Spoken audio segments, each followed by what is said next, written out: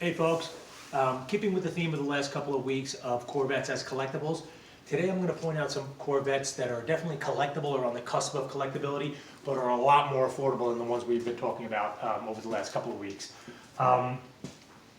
Corvettes as collectibles, I know I singled out some race cars last week, and I had mentioned that having original equipment wasn't important. This group of cars, this group of vets, I believe that having original motors and original components is going to be important. When you get to that juncture of non-collectability moving over to collectability, at this price point, numbers matching and paperwork are going to be important. I got a couple more books here. We have Corvette Masterpieces from Jerry Heasley, which we had last week. And we also have another Mike Mueller book, Corvette 68 to 82. And then we have our Corvette book by David Newhart here. All great books. People, if you don't have any of these books, you might want to go out and get them. So let's start off right now with Corvette Challenge race car. In 1988 and 89, Chevrolet sanctioned a Corvette-only race. It was, I believe, 5 races per season, and I think it was 12 identically matched Corvettes that raced. The component of the biggest component of the race was that all the cars were identical, and it was really all about the driver. Anyway, the fact that Chevrolet sanctioned these means that they're factory race cars. You could see the roll cage, you could see the interior. Challenge race cars are collectible in my book, but they're still relatively reasonably priced. You saw the value of the race cars that we talked about last week. Challenge race cars, I definitely think are on the cusp of being super collectible, but at a price point right now, it's pretty reasonable. I'd say that if you're interested in getting a race car Corvette and hoping that it has some value in the future, that's one to get. Moving over to here to our second book and our second Corvette collectible here, 1970 LT1, 1970 to 72 LT1s. LT1s are definitely collectible, folks, and they're not going to be inexpensive. But I believe if you do some homework and you take your time and you're patient, you might be able to find one without mortgaging your home. 1970 was the high point for the LT1, and a high revving 350 motor with 370 horsepower. Like all vehicles over the course of 71 and 72, the horsepower went down a little bit. But really, that was just on paper. These are super collectible. They came in all different colors. They came in all different configurations, as coupes, as convertibles. They're fantastic. They're collectible, and I think you should consider one. Next up on my list here, I just pulled my car out. My card out is the LS6 Corvette. I think I lost it here. I'm sorry. More pictures of the ZL1 that I mentioned last week. Oh boy. You know what? I missed that one. We'll have to come back to that one. Let's go over to our book here. We'll try to find the LS6 at the end of the video. Pace cars. Okay, pace cars are actually relatively affordable. This is a great entrance into the hobby. The 78 pace car was really cool with a beautiful paint scheme. They made plenty of them. I believe there was over 6,000 of them made. They're neat. They're fun. It's a nice entry into the hobby, and it won't cost you too dearly. Here's an 86 pace car convertible, very handsome car. These are affordable, you know, 15, 20,000 bucks. You can get a really nice one. And I think at that price point, you might as well go ahead and get it. Who knows? Maybe they'll become valuable and they'll become collectible. I believe they will. Moving on from there, Callaways. Boy, Callaways are awesome.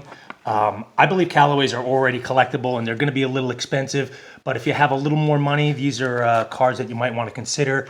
I have a little highlight here. Callaway covered for 12,000 miles or 12 months, whichever came first. So you actually had a warranty on these when they were new. Here's the Callaway Sledgehammer.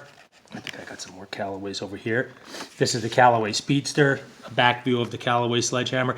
Callaways were twin turbocharged, intercooled Corvettes that had amazing power. I believe the Sledgehammer actually set a record around the Corvette Proving Grounds in Michigan at 220 miles an hour or something crazy like that. So Callaways, okay, they're affordable, relatively affordable, and they're super cool. How about 1990 to 1994 ZR1s? Folks, these are awesome. Look at the price point from 1990, folks. That is almost 60,000 bucks in 1990. What did I mention a couple of weeks ago when we were doing Bill's Grand Sport video? That a brand new mid-engine C8 Corvette, it's the same price. It's unbelievable.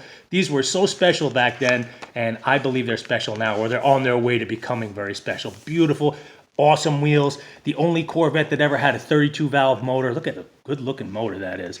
I believe that these are going to be collectible. If they're not already, look at that motor. Fantastic. Double overhead cams, 32 valves. The only Corvette that's ever had a motor like this. And I believe that they're going to be collectible. If you can get one for a reasonable price, I think you should get it. And Grand Sport. The Grand Sport was a 1996 option for the Corvette. It had a beautiful, like I mentioned in Bill's video, it had a beautiful 1 year only LT4 engine with 330 horsepower. It came with either a red and black interior or a black interior. Folks, as far as future collectibles are concerned, I would say get the Grand Sport with the red interior. Super special cars, super handsome. Moving on from there, here's some more Callaways. Look at that thing. Crazy, huh? That's supercharged. So Callaway, by the time you got to the C6, in 2007, they had moved on from twin turbochargers and were up to superchargers. Awesome car. Folks, hopefully this gives you an idea about some other Corvettes that are have some potential as far as becoming collectible and aren't at a price point where you have to where you have to kill yourself to get. I'm sorry, I missed one here. The ZR1 and the ZR2. Okay, these are going to be expensive, folks, but they're not as crazy as some of the ones that I mentioned last week. The ZR1 was actually an LT1 like this, but with a racing motor. And I think I highlighted some of this. The ZR1 special purpose engine was not recommended for normal traffic situations. The equipment list went like this. Not available when power windows, power steering, air conditioning, audio alarm system, rear window defroster, wheel covers, or alarm or radio was ordered. Includes a 370 horsepower, 350 engine, special 4-speed closed ratio transmission, heavy-duty power brakes, full transistor ignition system, aluminum radiator, special springs with matching shock absorbers, and special front and rear stabilizer bars. So the ZR1 was the racing version of the LT1. Super collectible. Like I said, they're going to be a little expensive, but hey, consider it if you could find one. They're very rare. And the ZR2 was actually the big block version of that car. Talk about expensive and exclusive. So that's something for you to consider. What else do we have here? Oh, here's we still can't find it. We still can't find the mysterious LS6. Okay, well there it is. The LS6 was really the last dying gasp of Chevrolet to put out a high-performance Corvette in an era when smog emissions and insurance standards were getting very stringent. And Chevy came out with the LS6 in 1971, which was a big block, but it had aluminum heads. So aluminum heads 454 LS6. These are very rare. They're expensive too, folks. But talk about exclusivity. This is one that you might want to consider. Hey, little Willie, if you could, if you could find one. Very awesome car. Might be a little expensive, but again, folks, these are. I never said that these were going to be inexpensive. I'm going to tackle that next week with a video that's going to be Corvette collectibles for under $25,000. So these are kind of intermediate collectibles, with the exception of the pace cars, which I find to be relatively inexpensive.